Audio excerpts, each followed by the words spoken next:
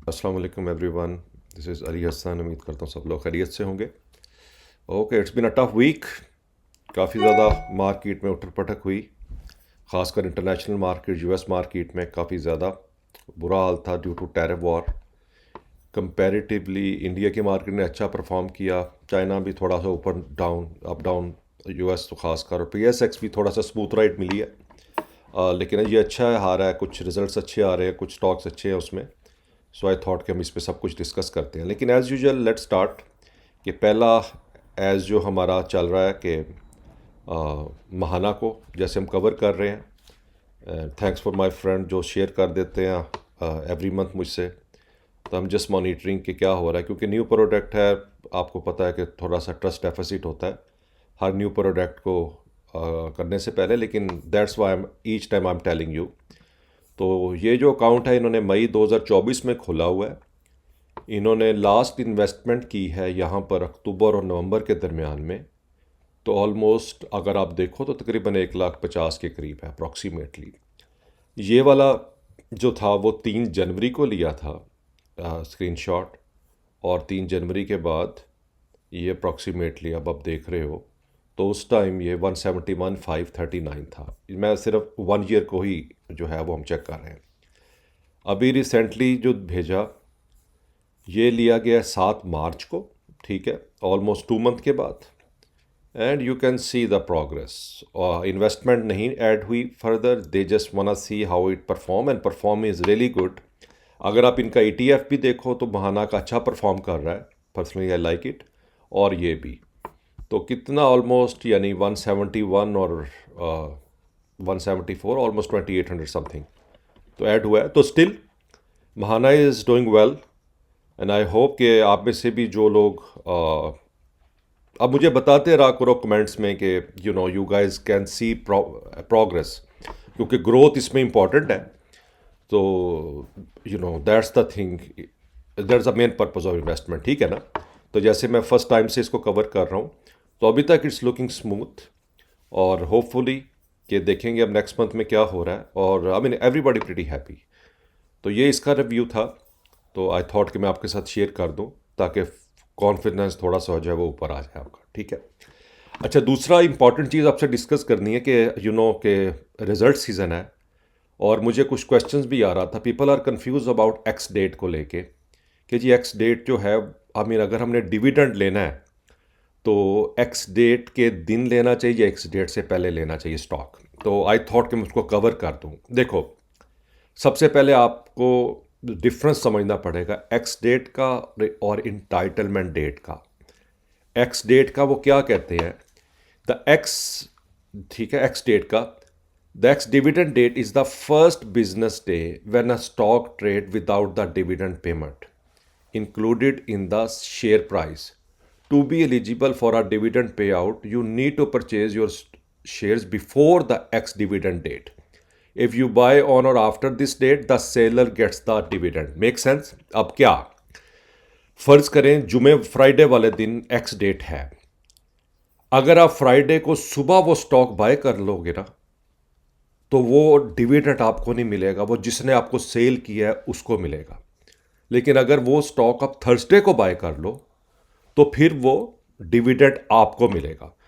तो बाज़ लोगों को ये कन्फ्यूजन होती है कि जी हम अगर उस दिन सुबह भी बाय कर लें, क्योंकि होता क्या, दो तरह इन्वेस्टर क्या करता है, वो डिविडेंड की डेट से एक दिन पहले जब स्टॉक पीक पे लगा होता है तो उसको सेल करके निकल जाता है, उसको डिविडेंड नहीं चाहिए होता। जैसे हम जैसे बंदे जो लॉन्ग इन्वेस्टर हैं वो तो डिविडेंड इंजॉय करते हैं, कुछ लोग सिर्फ हाइक देखते हैं और निकल जाते हैं। तो मेक श्योर, मैं आपको एडवाइस ये करूंगा कि अगर आपने डिविडेंड वाले स्टॉक लेने हैं जस्ट फॉर डिविडेंड पर्पस, तो आप वेट करो लास्ट डेट का, यानी एक एक्स डेट से एक दिन पहले, ठीक है। तो एक्स डेट से एक दिन पहले अगर वो, अब जैसे मंडे को जो एक्स हो रहा है वो आपको फ्राइडे को लेना चाहिए था क्योंकि वीकेंड क्लोज, ठीक है। तो आपने अगर वो स्टॉक लेना है जिसमें डिविडेंड है तो आपने मेक श्योर करना है कि आपने एक्स डेट से एक दिन पहले उसको लेना है।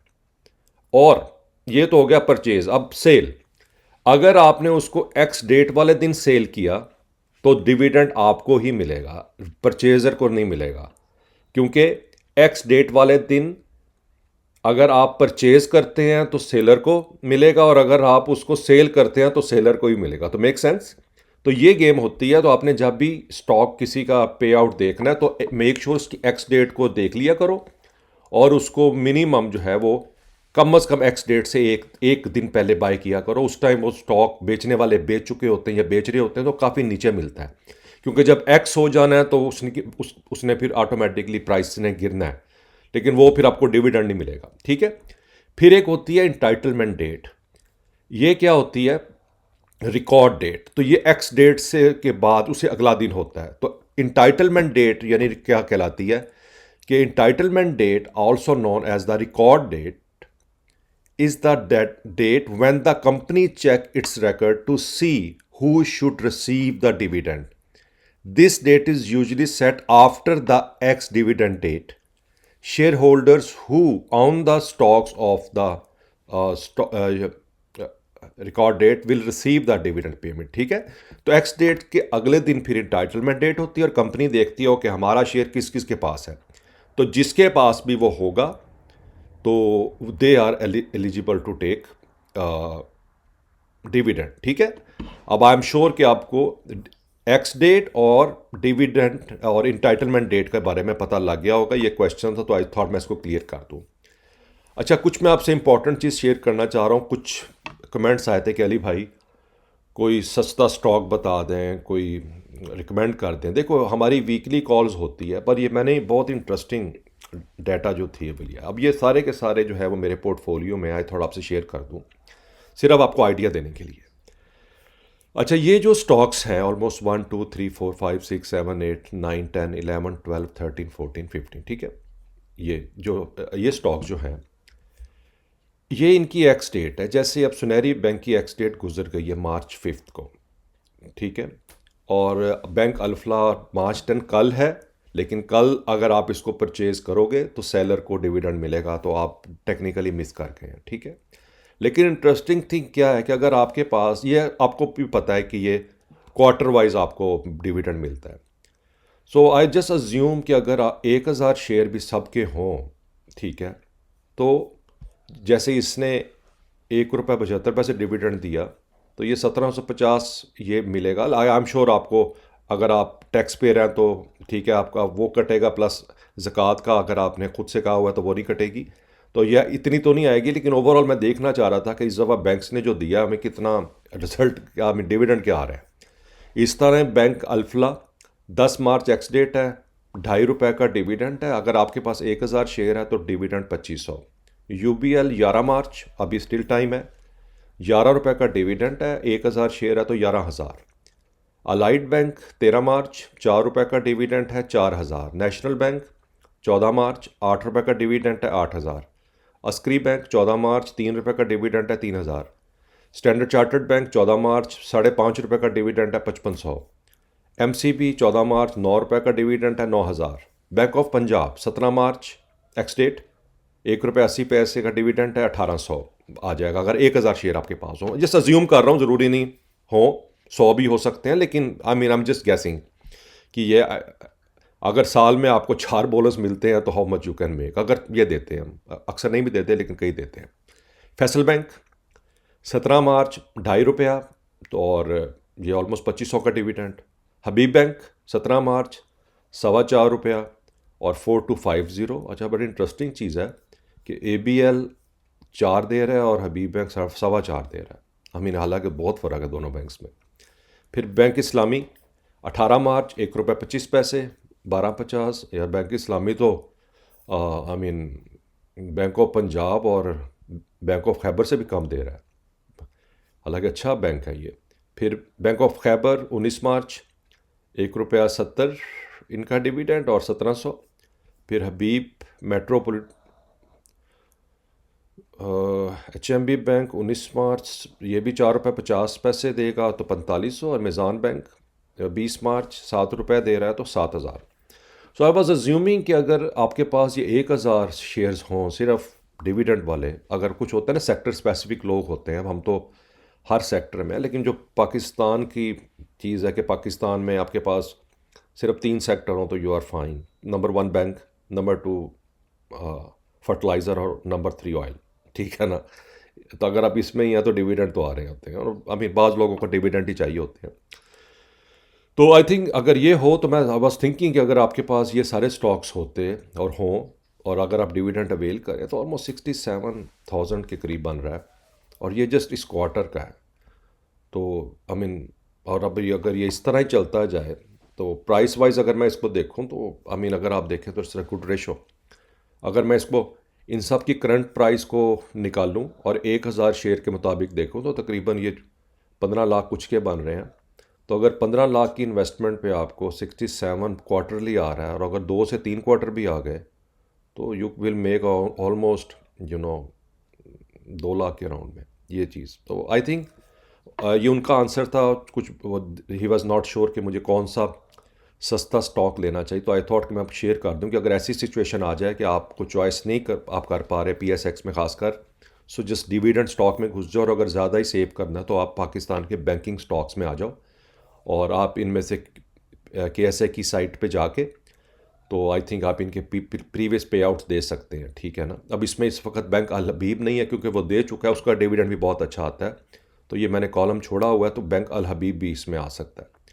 So I thought that's I think you understand right कि अगर डिविडेंड में ही बेस करना है और अच्छा रिटर्न लेना है तो banks are best right now.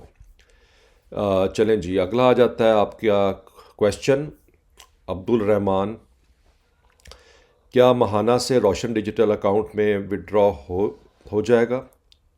जी बिल्कुल। इसके लिए ना ऑलरेडी मैंने बताया भी था आपको लेकिन आई कैन एक्सप्लेन यू। देखो, ये आप आ जाओ महाना की लिंक पे, ये मैंने ना पोस्ट भी किया कि mahana.com/FAQs, ठीक है, जो आप आंसर पूछते हो। देखो इनमें आप नीचे जाओ, अगर आप थोड़ा इनकी साइट्स में चले जाओ ना, आपको बिलीव मी आपके बहुत से क्वेश्चन सॉर्ट आउट हो जाए। इसमें वो क्या कह रहे हैं RDA के बारे में, आपको पता है RDA क्या है? जो ओवरसीज़ पाकिस्तानी के अकाउंट खोलते हैं सारे। तो what is the RDA and how can overseas Pakistani use it to invest Mahaana? तो ये रोशन डिजिटल अलाउ करता है ओवरसीज़ को to invest in Mahaana using their RDA account. This include investing in mutual fund, stock and other financial product through Mahaana secure investment platform. तो बिल्कुल आप कर सकते हो, ठीक है। अगर आप इंटरेस्टेड हो इधर क्लिक करो बुक का सेशन या साइन अप में जाके, अगर आपके पास रोशन डिजिटल अकाउंट है तो आप जो है वो you can just open the Mahaana और you can to start your investment, ठीक है ना। फिर ये फ़ोन नंबर के बारे में भी उन्होंने बताया है। तो ये पाकिस्तानी फ़ोन नंबर तो आप कर सकते हो। RDA accept international phone number, overseas अपना दे सकते हैं महाना वालों को। और हाउ फ्लेक्सिबल विड्रॉ, तो वही वे है कि आप डिपॉजिट करो और आपके बैंक से वो निकल आएगा, ठीक है। वो आपका उस तरह सेटअप बना देंगे। तो आई एम श्योर आपको you got it that point, ठीक है। चलें, तो इट वाज टुडे। तो अब हमने महाना को ओवरऑल देख लिया और बैंक्स डिविडेंड को देख लिया और RDA वाले को अभी क्वेश्चन, और बाकी जो है if you have a question you have my email, Twitter और X इंस्टा। चलें फिर इसमें करिएगा आप, और आप आई एम श्योर के रोज़े भी आप सबके अच्छे जा रहे होंगे। तो फिर आपसे इंशाल्लाह ताला नेक्स्ट वीडियो में मुलाकात होती है, ठीक है। टेक केयर, खुदा हाफ़िज़।